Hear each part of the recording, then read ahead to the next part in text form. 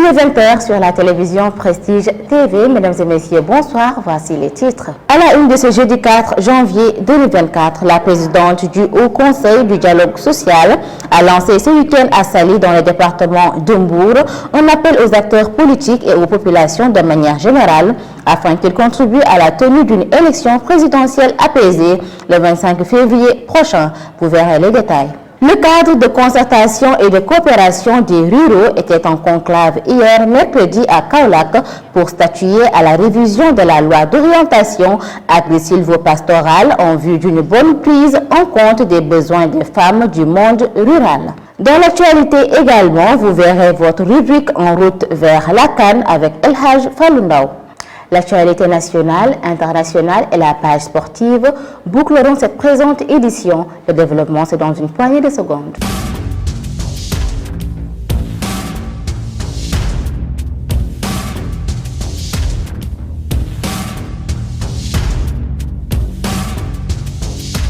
Bienvenue, la présidente du Haut Conseil du dialogue social a lancé ce week-end à Saly, dans le département de Mbour, un appel aux acteurs politiques et aux populations de manière générale afin qu'ils contribuent à la tenue d'une élection présidentielle apaisée le 25 février prochain.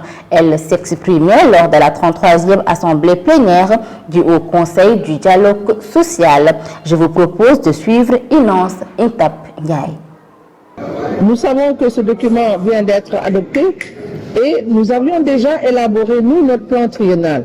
Il s'agit aujourd'hui de faire en sorte qu'il y ait une congruence entre ce que nous avions prévu, session que nous avions tenue ici, et ce qui est prioritaire pour le plan Sénégal émergent. Parce que c'est le document de référence et nous devons aller ensemble pour que les objectifs qui sont identifiés dans le PAC 3 puissent être atteints. Donc la partition du Haut Conseil va se jouer à travers donc ce partage d'informations sur les orientations. Nous verrons la participation du ministère de l'économie, du plan et de la coopération. Nous verrons également la participation du ministère de l'Agriculture et également la participation du ministère de l'Industrie.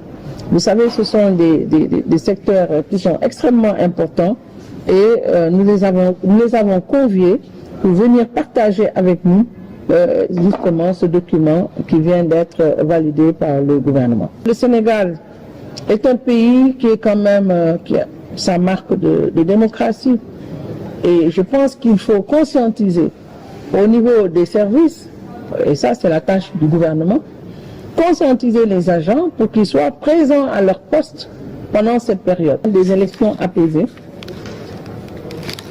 et que le lendemain du 24 février, que le Sénégal poursuive son chemin.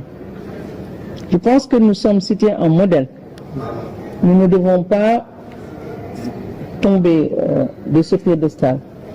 Et je pense que toutes les Sénégalaises et tous les Sénégalais sont conscients que chacun va jouer sa partition en faisant comme d'habitude, aller voter, rentrer chez soi. Le lendemain ou le surlendemain, les résultats qui tombent, maintenant avec l'électronique c'est le soir, et que après tout le monde reprenne les activités. Le Sénégal ne doit pas s'arrêter au lendemain des élections politiques de 2024.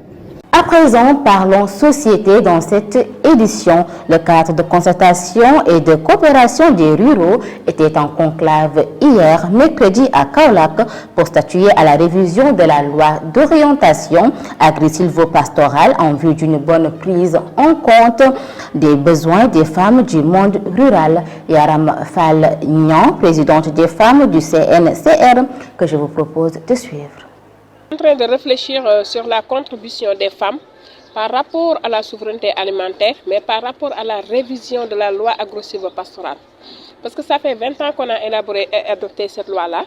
Maintenant, à 2024, le CNCR a jugé nécessaire de réviser cette loi pour une meilleure prise en compte des préoccupations du monde paysan. Notre plus-value, c'est qu'on a jugé nécessaire de vraiment d'impliquer les femmes, parce qu'on a vu que dans le secteur agricole, au niveau de nos exploitations familiales, plus de 60% de la main-d'œuvre sont des femmes. Et on voit que par rapport à l'accès aux ressources productives, comme le foncier, le financement, l'accès à l'eau, la formation, l'accès au marché aussi, on n'occupe même pas les 10%. Et c'est la raison pour laquelle on est en train de réfléchir pour voir des moyens, stratégies pour une meilleure prise en compte vraiment de la femme rurale. Mais on va nouer des concertations par rapport aux alliances stratégiques. Comme vous l'avez cité, il y a les élus locaux, les parlementaires, les collectivités territoriales même, et même les autres plateformations qui ne sont pas le CNCR. Parce que le CNCR reconnaît dans sa vision qu'elle n'est pas la seule plateforme au niveau du Sénégal. Il y a d'autres plateformes. Et pour avoir une bonne synergie, il faut nouer l'alliance avec toutes ces plateformes-là et tous ces organismes. Dans ces réflexions, on avait soulevé beaucoup même de problèmes spécifiques aux femmes. Parce qu'une meilleure prise en compte de la protection sociale, du statut du paysan, qui concerne aussi le producteur. Mais on a jugé nécessaire, vraiment, par rapport à cette révision de cette loi-là, qu'on donne un statut vraiment prépondérant pour le paysan. Mais aussi par rapport à l'accès au foncier, l'accès au financement. Parce que les financements sont là, mais ils ne sont pas adaptés et inaccessibles aussi. Des financements adaptés et accessibles. Parce que si on parle d'accessibilité, des conditions favorables qui permettent à la femme de renforcer sa capacité de production, générer des revenus et de s'investir au futur. Parce qu'on ne peut pas dépendre tout le temps du financement. C'est la raison pour laquelle on a donné des étapes vraiment pour sortir de cette précarité. Et restons sur cette rencontre où le président du conseil d'administration du cadre de concertation et de coopération des ruraux du Sénégal, Nazirou Sall, a honoré sa présence. Il a saisi l'occasion pour lancer un plaidoyer envers les femmes pour l'obtention de financement afin que ces dernières puissent mener positivement leurs activités. Suivons-le. L'État sénégalais a décidé de travailler sur une vision qui est la souveraineté alimentaire.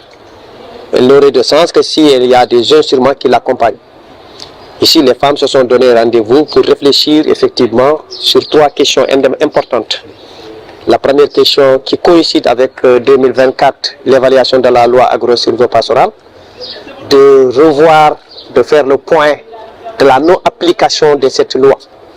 Mais au-delà, quels sont les déficits constatés pendant les 20 ans, sur quoi on devrait s'accrocher pour arriver effectivement à atteindre cette souveraineté alimentaire. La deuxième réflexion a été sur un outil important qui accompagne effectivement ces métiers agro-silvopastoraux halieutiques qui est le financement. L'idée ici c'est de voir, de constater, si on reconnaît qu'il y a eu autant d'argent qu'on a mis dans nos campagnes agricoles, on reconnaît en même temps qu'autant jusqu'à aujourd'hui on n'arrive pas à régler définitivement les questions. C'est de réfléchir ensemble sur quoi on devrait améliorer les modalités de financement. Sur ces 2 angles, ce qui est ressorti, c'est de voir d'une manière spécifique, en premier lieu, la reconnaissance de la famille, c'est sur le plan de la loi, particulièrement, et au-delà de la reconnaissance de cette famille qui est une exploitation familiale, quel devrait être ou quel est le rôle de la femme, en premier. Sur quoi elle est en train d'agir au sein de cette exploitation familiale. En quoi son statut juridique permettrait d'amplifier ce qu'elle fait. Et ça ne pourrait être que de l'accompagner sur quoi elle est en train d'agir dans les activités agro-silvopastorales et halieutiques. C'est l'ensemble de ces questions qu'on était en train de discuter. Moi, je suis venu présenter les vœux du conseil d'administration du CNCR à ce collège des femmes et en plus participer à leur débat qui a été un débat très enrichissant. Ils ont eu à apporter autant de contributions qui seront tenues en compte effectivement dans les futures réflexions. Et maintenant, place à la rubrique En route vers la CAN, Coupe d'Afrique des Nations 2024. La compétition passe à 24 équipes et se déroule en Côte d'Ivoire. Au total, 52 matchs à suivre sur 6 stades du 13 janvier au 11 février. En route vers la CAN, c'est l'affaire de El Hadj Fallou Ndaw. En route vers la CAN 2023, la Coupe d'Afrique des Nations CAN 2024 devrait être disputée initialement durant l'été 2023, mais il a finalement été décidé d'organiser le tournoi en janvier et février 2024 pour éviter la saison des pluies en Côte d'Ivoire. Si la CAF, la Confédération africaine de football, a conservé le terme CAN 2023, tout le monde s'accorde à l'appeler CAN 2024 vu qu'elle se dispute en 2024 avec 24 équipes réparties en 6 poules de 4 nations. Le match d'ouverture de la CAN 2024 Côte d'Ivoire-Guinée-Bissau aura lieu le samedi 13 janvier. La finale se déroulera le dimanche 11 février. Le format de cette compétition, c'est 24 nations qui sont présentes et sont réparties en 6 groupes de 4.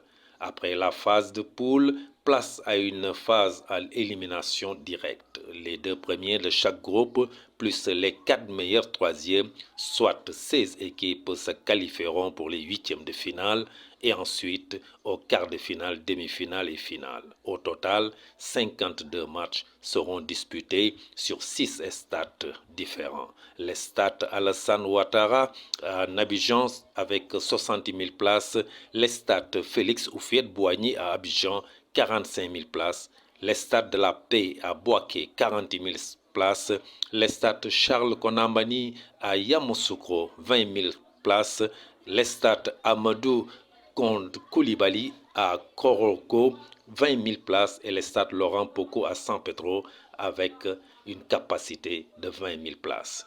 Aujourd'hui, nous allons faire connaissance avec la poule A. Le Nigeria, connu sous le nom de Super Eagles, les Super Eagles, est vainqueur contre l'Algérie en 1983 buts à 0. Ce Nigeria avait perdu la finale de 1984 face au Cameroun 3 à 1. Perd encore une autre finale en 1988 face au même Cameroun 1 but à 0 et en 1990 face à l'Algérie 1 but à 0. Nigeria est vainqueur en 1994 face à la Zambie 2 buts à 1. Ce même Nigeria enlèvera le trophée en 2013 face au Burkina Faso 1 but à 0. Au total, 3 titres et 5 finales. La Côte d'Ivoire, les éléphants. La Côte d'Ivoire est vainqueur en 1992 au Sénégal face au Ghana de Abedi Pelé. 0 à 0 durant le temps réglementaire et les prolongations. À la suite des tirs au but, la Côte d'Ivoire enlève le trophée. Ici au stade Amitié de Dakar, 11 pénaltys réussis contre 10. Finaliste malheureux en 2006 face à l'Égypte, 0 à 0. Après la série des tirs au but, la Côte d'Ivoire perd cette finale face à l'Égypte. 2 pénaltys réussis contre 4 pour l'Égypte. Vainqueur en 2015 face au Ghana après la série des tirs au but. 9 pénaltys réussis contre 8. Durant le temps réglementaire, les 2 équipes avaient fait match nul, 0 but partout. Au total, la Côte d'Ivoire, 2 titres et 3 finales. La Guinée-Bissau, les Linkaons sont novices dans cette Coupe d'Afrique. Aucun trophée pour l'instant. La Guinée équatoriale, Zalang national, comprenez, le Tonnerre national court aussi derrière un titre continental. Pour rappel, on va rappeler que le 13 janvier, ça va être le match d'ouverture. La Côte d'Ivoire à 20h va affronter la Guinée-Bissau. Et le 14, le Nigeria va entrer en danse contre la Guinée équatoriale. Le match est prévu à 14h.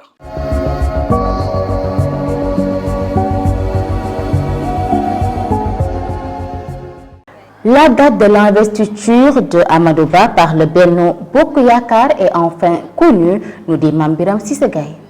L'actualité nationale, le candidat du président de la République Macky Sall, Amadou Ba, sera enfin investi par la coalition Benno Bokk Yakaar le mercredi 10 janvier 2024 à l'esplanade du Grand Théâtre. L'information est donnée au moment où les candidats font défiler devant le Conseil constitutionnel pour la validation des dossiers de parrainage. Amadou Ba n'aura pas certainement un problème de parrainage. Le Premier ministre a déposé le parrainage des élus locaux, maires et présidents du conseil départemental pour assurer ses gardes. Parlons autre chose. La commission du Conseil constitutionnel constitutionnel se consacre à l'examen des dossiers de candidature pour l'élection présidentielle du 25 février 2024. Au troisième jour de ce processus, l'accent est mis sur la vérification de la conformité des parrainages requis. Habib Sy, candidat affilié au Parti de l'Espoir et de la Modernité, Yakar Rewmi a franchi cette étape importante. Habib Sy, considéré proche de Ousmane Sonko, a choisi d'utiliser des parrainages issus des députés pour répondre aux exigences légales. Il lui était nécessaire d'obtenir au moins 13 soutiens de cette nature. La commission a validé ces parrainages, confirmant ainsi l'absence de doublons et la conformité avec les règles établies. Selon des informations, il aurait validé ses parrainages grâce aux députés de l'ex-parti PASTEF. Terminons avec le docteur Babacar Diop qui devra se contenter de sa mairie. Le contrôle de son parrainage a révélé que seuls 20 806 parrains sont validés sur le nombre fourni. Le leader du parti FDS, Les Guelwaars, a été perdu par 13 410 doublons externes. Sa candidature est donc définitivement invalidée. C'était tout pour l'actualité nationale.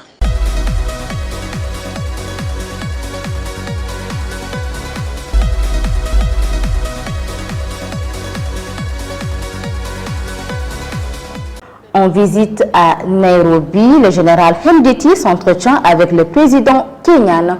Les détails, c'est avec Mamadou Saturnion. L'actualité internationale sur Prestige TV, le général Mohamed Hamdan Daglo dit Hemeti, le commandant des forces de soutien rapide, était à Nairobi au Kenya. Ce jeudi, il s'est entretenu avec le président William Ruto. Cette rencontre intervient au lendemain de la signature à Addis Abeba d'une déclaration pour la paix avec les forces civiles démocratiques soudanaises, Dixit Takadoum, amenée par l'ancien premier ministre de la Hamdok. En Sierra Leone, l'ex-président Ernest Bai Koroma, qui a dirigé le pays de 2007 à 2018, a été inculpé hier mercredi 3 janvier pour son rôle présumé dans les événements du 26 novembre qualifiés de tentative de coup d'État par le gouvernement. L'ancien président est inculpé de 4 infractions dont trahison. L'ancien président est inculpé de 4 infractions dont trahison et dissimulation de trahison, a indiqué un communiqué du gouvernement signé par le ministre de l'Information. Bouclons rapide de survol de l'actualité internationale au Moyen-Orient au lendemain de la mort du numéro 2 du Hamas, Saleh al-Arouri, ainsi que plusieurs autres cadres du mouvement islamique palestinien tués mardi soir dans une frappe de drone attribuée à Israël dans la banlieue sud de Beyrouth. L'armée israélienne se préparait mercredi à tout scénario. Le secrétaire général du Hezbollah, Hassan Nasrallah, a dénoncé mercredi soir dans un discours l'attaque israélienne à Beyrouth et prévenu. Le secrétaire général du Hezbollah, Hassan Nasrallah, a dénoncé mercredi soir dans un discours l'attaque israélienne à Beyrouth et prévenu que le Hezbollah combattra sans retenue si Israël déclarait la guerre au Liban.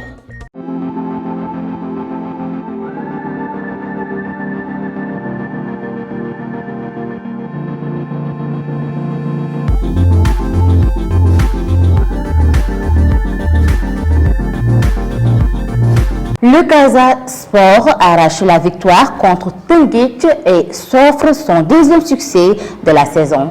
Isaac Tapa.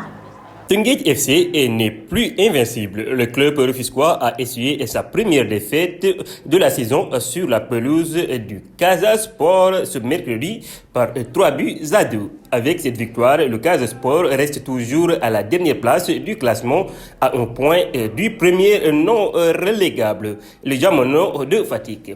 De son côté, le Teungueth FC manque donc l'occasion de passer devant le Dakar Sacré-Cœur. Le Teungueth FC occupe toujours la deuxième position dans ce championnat, bien plus que serré et plus que 4 petits points séparent le leader DSC et le 6e, à savoir la Linière de Saint-Louis. L'équipe du Sénégal féminine des moins de 20 ans va jouer contre celle du Ghana les 13 et 21 janvier pour le compte de la 4e et avant-dernier tour des éliminatoires de la Coupe du Monde de cette catégorie prévue cette année en Colombie. Encore une nouvelle étape à franchir pour les joueuses de Mbayang avant d'espérer disputer pour la première fois de l'histoire du football féminin sénégalais la phase finale de la Coupe du Monde des moins de 20 ans. Pour le compte du 4e tour, les Lions recevront les Ghanéennes le 13 janvier au stade La Dior de Thiès à 17h GMT. Pour terminer, Youssef Attal, footballeur international algérien à l'OGC Nice, a été condamné à 8 mois de prison avec sursis mercredi 3 janvier pour avoir partagé une vidéo appelant à un jour noir sur les Juifs sur fond de conflit entre Israël et le Hamas. À raison de la religion, Youssouf Attal devra également s'acquitter d'une amende de 45 000 €. Convoqué au sein de l'équipe nationale en vue de la Coupe d'Afrique des Nations qui débute le 13 janvier en Côte d'Ivoire, le joueur de 27 ans n'était pas présent pour le délibérer. C'était tout pour cette page sportive. C'en est tout pour aujourd'hui. Merci de votre fidélité. Dans quelques instants, retrouvez Fatou Fall pour les actualités en Wolof. Très bonne soirée à tous.